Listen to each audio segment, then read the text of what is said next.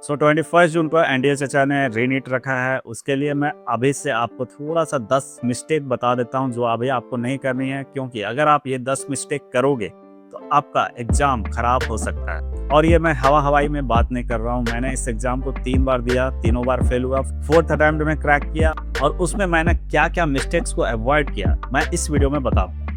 Video को continue करना, पूरा वीडियो को एंड तक देखना। हर एक पॉइंट इंपॉर्टेंट है।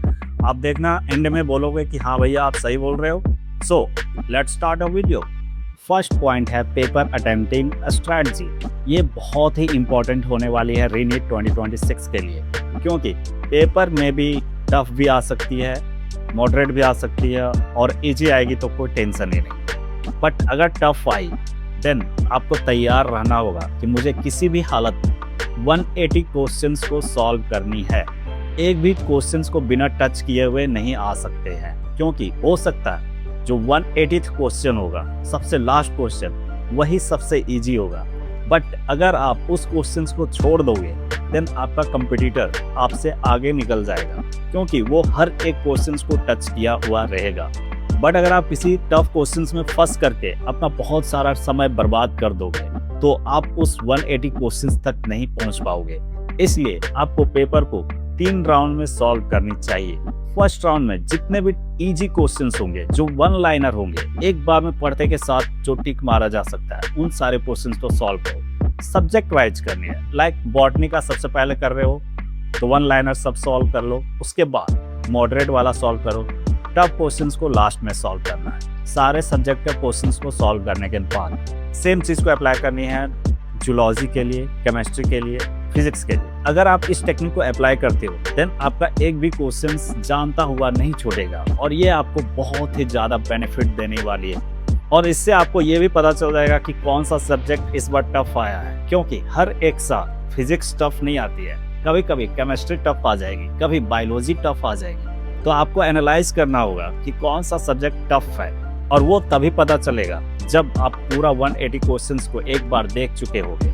बहुत बार बच्चे माइंडसेट बना के जाते हैं कि इस बार फिजिक्स टफ आएगा, इस बार केमिस्ट्री टफ आएगा, मैं बायोलॉजी से स्टार्ट करूंगा। बट ऐसा होता है कि बायोलॉजी बहुत ही ज़्यादा टफ आ गया है, केमिस्ट्री थोड़ा मॉडरेट रहा और फिजिक्स ईजी रह गया। ये मेरे साथ हुआ था 2022 में, जिसके वजह से बहुत सारे बच्चों का क्वेश्चन छूट गया था फिजिक्स में, इजी क्वेश्चंस। अब हम लोग आते हैं सेकंड पॉइंट पे। मॉक टेस्ट मार्क्स को सीरियस मत लो। अगर अभी आपके मार्क्स 500 आ रहे हैं, 450 आ रहे हैं, 550 आ रहे हैं, 600 आ रहे हैं, 650 आ रहे हैं, या आपके मार्क्स 600 से 550 में ड्रॉप कर गया है, 500 में ड्रॉप कर गया है, तो आपको स्ट्रेस एंजाइटी डेवलप करने की जरूरत नहीं है। और मैं ये एक्सपीरियंस के साथ बता रहा हूँ, क्योंकि मेरे साथ भी मेरे 640 मार्क्स आए थे, 620 मार्क्स आए थे, बट लास्ट के 2-3 मॉक टेस्ट में मेरे 540 मार्क्स आए थे, 560 मार्क्स आए थे। और उसके बावजूद भी मैंने जब नीट का रियल एग्जाम दिया था उस वक्त मेरे 600 मार्क्स आए थे और मैं एक गवर्नमेंट मेडिकल कॉलेज में पढ़ रहा हूँ। तो अब भी जो आपके मार्क्स आ रहे हैं उसको रियल मत समझना, उसको बस एक प्रैक्टिस मैच के जैसा सोचो। अभी जितना हो सके अपने आप को कॉन्फिडेंट रखना जरूरी है। अभी तो रियल गेम बाकी है। 21 जून को जो एग्जाम होगी वो है आपकी रियल गेम। वहां पे देखी जाएगी कि आपके कितने मार्क्स आए, कितने रैंक आए। अभी चिल होकर के एग्जाम दो, एनालाइज करो, फिर मिस्टेक्स को ढूंढो, वीक एरिया फाइंड करो, उसको रिवाइज करो। बस इतना सा काम करो, तुम्हारा डॉक्टर बनने का सपना सक्सेसफुल हो जाएगा। अब आते हैं हम लोग most important point number 3। Don't compare your mock test marks with your friend. अभी सबसे ज्यादा कीड़ा जो हम लोग का दिमाग में चलता है ना, कि भाई चलो फोन लगाते हैं, आज अपने दोस्त से पूछते हैं कितना मार्क्स आ रहा है।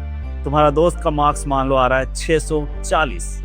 अब तुम्हारा कॉन्फिडेंस धड़ाम से गिरेगा कि भाई मेरा तो 500 मार्क्स आ रहा है। मान लो तुम्हारा दोस्त का मार्क्स आ रहा है 400, 300, तब तुम्हारा कॉन्फिडेंस हाई हो जाएगा, बोलेगा मेरा तो मार्क्स बहुत ज्यादा बढ़ गया। इस चीज से तुम्हारा रियल गेम अफेक्ट होगा 21 जून, क्योंकि तुम जिस दिन दोस्त के साथ कंपैरिजन करने लगोगे अपने आप को, तो तुम्हारा ग्रोथ वहीं तक रहेगा। तुम्हारा जो आधा माइंड है वहीं पे फोकस्ड हो जाएगा। पूरा दिन तुम्हारा बर्बाद हो सकता है इस कारण से कि मेरे तो मार्क्स बहुत कम आए हैं, डिप्रेशन में जा रहे हैं, स्ट्रेस हो रहा है, एंजाइटी हो रहा है। और अगर तुम्हारा मार्क्स बहुत ज्यादा आने लगे उसके कंपैरिजन में, तो तुम्हें लगेगा भाई मैं ही तो हूँ, मेरा ही सिलेक्शन होगा।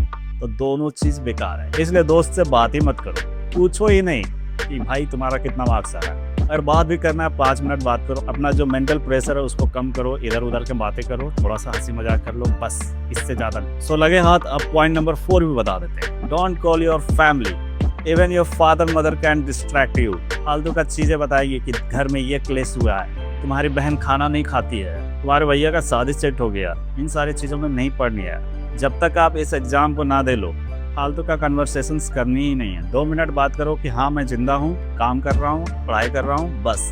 अगर तुम्हारे फादर पूछ रहे हैं कि नंबर कितना आ रहा है, तब बोलना पापा अभी नंबर नहीं बता सकता, नीट एग्जाम के बाद आप पूछ लीजिएगा, देख लीजिएगा कितना नंबर आ रहा है, जो होगा आपके सामने होगा। अभी बस हमको पढ़ने दीजिए, हमको कोई टेंशन नहीं लेना है। नंबर पूछने का समय होता है 1 महीना पहले, 2 महीना पहले, उसके बाद नंबर नहीं पूछे जाते, उसके बाद रिजल्ट देखी जाती है। अगर नंबर ज़्यादा आ रहा है तो भी सिलेक्शन होगा कि नहीं अभी पता नहीं, नंबर कम आ रहा है तो भी सिलेक्शन होगा कोई पता नहीं। एग्जाम होने दीजिए, फिर आपको रियलिटी पता चल रही है। अब आते हैं हम लोग पॉइंट नंबर 5 पे।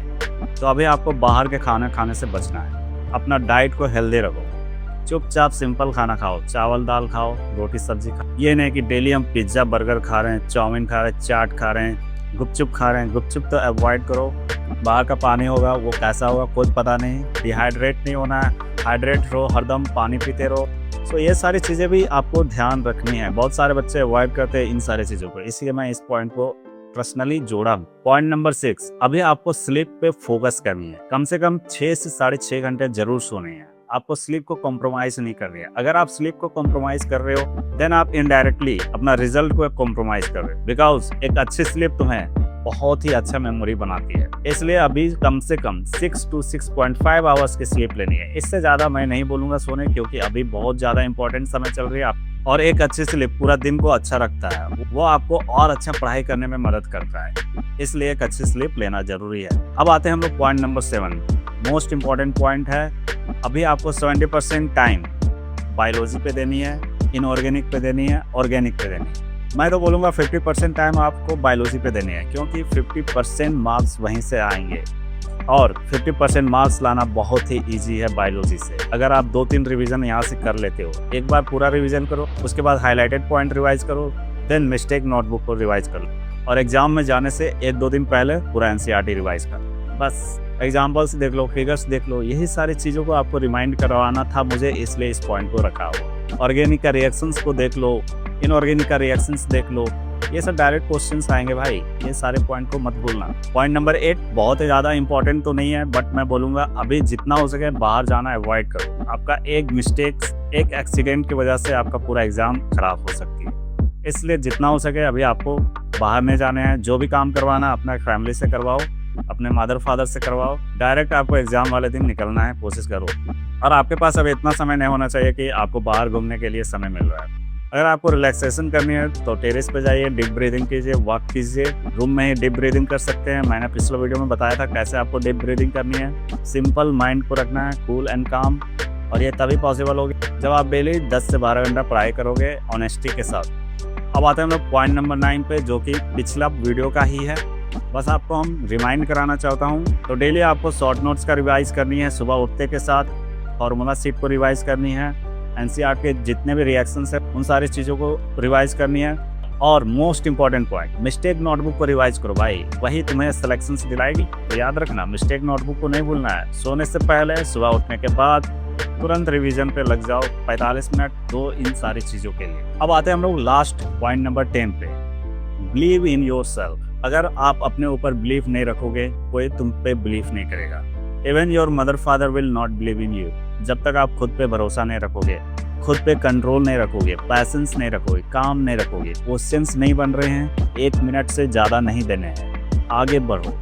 Next question, next question, next question. First round में मान लो आपसे 50 क्वेश्चन ही बने, सेकेंड राउंड में 100% मैं बोलता हूँ 100 क्वेश्चन बन जाएंगे, और फिर आप थर्ड राउंड में जाओगे ना, मैक्सिमम क्वेश्चंस कंप्लीट रहेंगे आपके। यह है पैसेंस का कमाल। मेरे साथ भी यही हुआ था, मेरा क्वेश्चन ही नहीं बन रहा था फर्स्ट राउंड में। फिर मैंने अपना दिमाग को शांत किया, बहुत अच्छा से कूल एंड काम कंपोज रखा।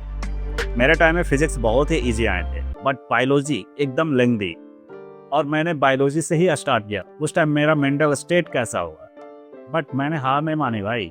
मैंने मैक्सिमम 30 मिनट्स दी थी फर्स्ट राउंड में सॉल्व करने के लिए बायोलॉजी। उसमें से जितना क्वेश्चन सॉल्व हुआ, फिर हम सोचे कि अब हम नेक्स्ट सेक्शन में जाएंगे। केमिस्ट्री को सॉल्व किया, फिजिक्स को सॉल्व करने गया तो बहुत ही इजी था। मेरा दिमाग उस टाइम लगा कि भाई अब तो हो गया गेम, यहीं से गेम चेंज कर देंगे, और गेम चेंज कर दिया। गवर्नमेंट मेडिकल कॉलेज में पढ़ रहा हूँ, अभी मैं फाइनल ईयर MBBS स्टूडेंट हूँ। और मैं थोड़ा सा अपना नाम बता दूँ तो माई सेल्फ श्याम रंजन कुमार यादव। बहुत लोग मुझे जानते होंगे, जो नहीं जानते होंगे उनके लिए ये था। So that's all. अगर ये वीडियो आपको पसंद आया होगा तो इस वीडियो को लाइक कीजिएगा, अपने दोस्तों के साथ शेयर कीजिएगा और चैनल को सब्सक्राइब करके रख लीजिए। अभी और भी ऐसे वीडियो आते रहेंगे। मिलते हैं नेक्स्ट वीडियो में, तब तक के लिए जय हिंद, जय भारत, स्वस्थ भारत। हम लोग को स्वस्थ भारत बनाना है। All the best.